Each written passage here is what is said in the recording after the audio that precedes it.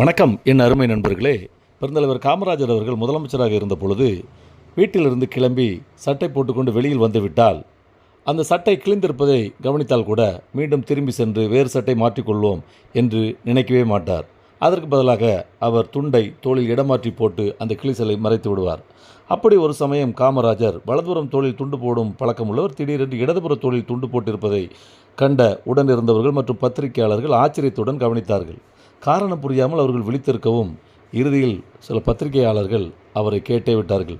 ஐயா, என்ன இந்த பக்கம் துண்டு போட்டிருக்கிறீர்களே இடதுபுறம் என்று கேட்டார்கள். ஒன்றும் இல்லைன்னு அதை விட்டுடுங்கன்னு என்று சொல்கிறார் காமராஜர். விடாமல் நிருபர் கேட்டுக்கொண்டே இருக்கிறார்.